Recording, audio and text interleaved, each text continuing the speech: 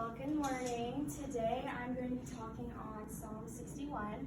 And for those of you who aren't familiar, Psalm 61 is written by David, and it is likely to have been written while he was in exile from the tabernacle. We can see that from just the words that he uses later on that we'll talk about. He starts off with a very sad tone, but then like many of his psalms, he ends with a joyful heart. And I just want to take a minute to reflect on the first 10 weeks of the semester or so. They've been filled with practicums, lots of homework, probably some fun things, more homework, and then there are 4 weeks or so left in the semester with more homework and practicums, and then a spring semester. And for some of us, that semester might look like getting ready to graduate.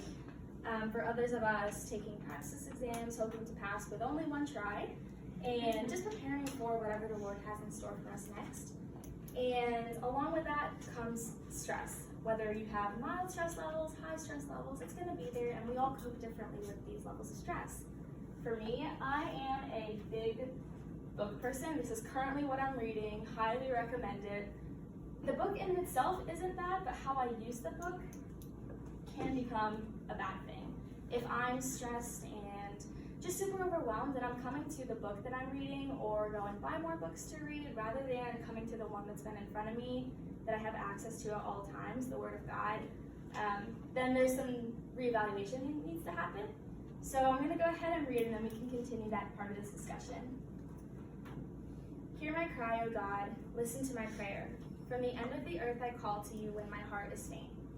Lead me to the rock that is higher than I, for you have been my refuge, a strong tower against the enemy. Let me dwell in your tent forever. Let me take refuge under the shelter of your wings. For you, O God, have heard my vows. You have given me the heritage of those who fear your name. Prolong the life of the king.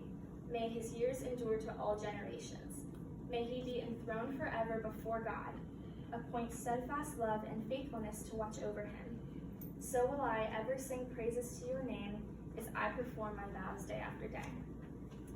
I want to circle back to the second half of verse 2 and going into verse 3. It said, lead me to the rock that is higher than I, for you have been my refuge, a strong tower against the enemy. Something I have to ask myself on a pretty regular basis. Of these two, which do I go to for my refuge against strongholds?